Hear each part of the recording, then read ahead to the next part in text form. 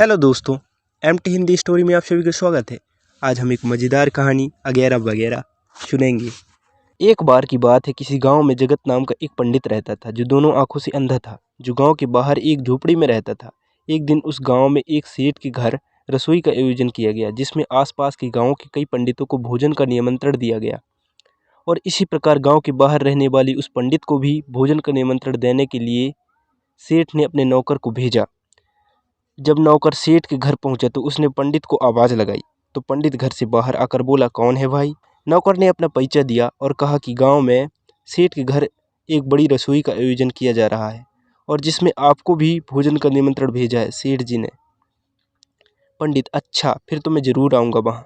नौकर, हाँ पंडित जी ज़रूर आना, आप तैयार रहना, मैं आपको लेने आ जाऊँगा। ऐसा कहकर नौकर जाने लगा। नौकर मुड़ा ही था कि तभी पंडित फिर से बोला, लेकिन ये तो तुमने बताया ही नहीं कि आज खाने में क्या बनाया जाएगा।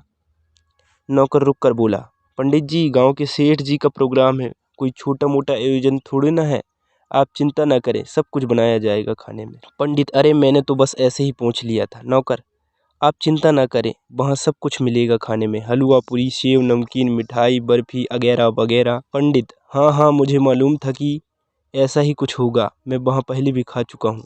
नौकर के जाने के बाद जगत पंडित मन ही मन सोचने लगा कि यार वो सब तो ठीक है, परंतु ये अगैरा वगैरह क्या है, यह अब भी समझ में नहीं आया। यह तो कोई नया पकवान लगता है इस बार।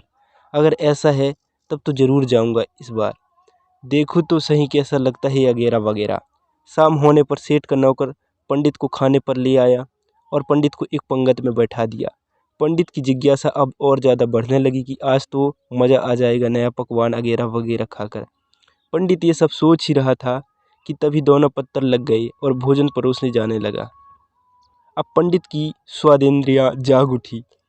अब जैसे ही पत्तल में कोई पकवान रखा जाता, पंडित टपाक से उसे छूकर यह जानने की कोशिश करता कि वह क्या है, और सोचता, अच्छा ये तो रसगुल्ला है, अरे ये तो मिठाई है, हाँ ये तो बर्फ़ी है, ये सब तो मैं कई बार खा चुका हूँ, मुझे तो बस वो मिल जाए। अब सबसे पहले तो मैं उसे ही खाऊंगा और बाकी सब बाद में।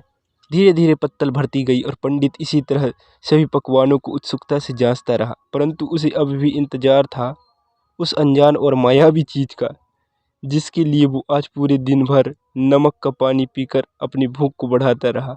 आखिर कब आएगा वो अगैरा वगैरह, मेरी पूरी पत्तल भर चुकी है।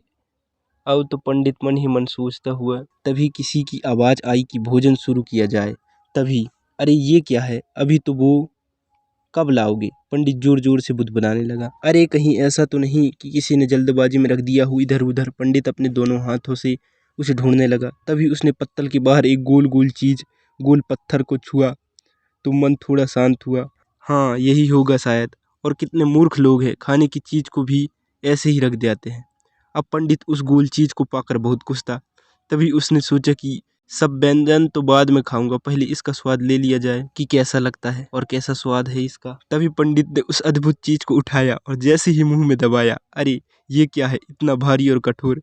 पंडित ने फिर जोर से दांतों से दबाया तो इस बार मुंह से जोरदार आह निकली पड़ी। अरे भगवान, कितना सूखा हुआ है, ये कैसे खाया जाएगा, अब क्या करें इसका।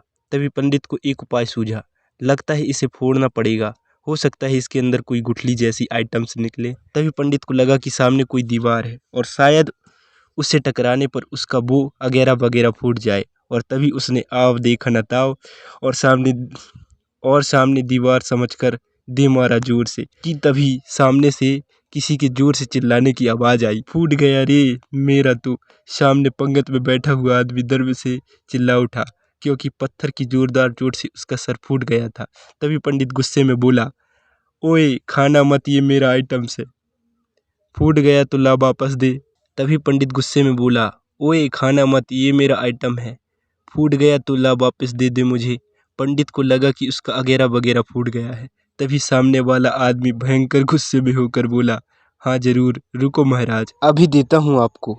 और फिर सामने वाला आदमी टूट पड़ा उस पंडित पर। तो मित्रों, ये कहानी आपको अगर अच्छी लगी हो तो इसे अपने दोस्तों में भी शेयर करें। आपको इसको सुनकर कितना मज़ा आया हमें कमेंट बॉक्स में ज़रूर बताएं, और साथ ही ये भी बताएं कि आप किस तरह की कहानियाँ सुनना चाहते हैं।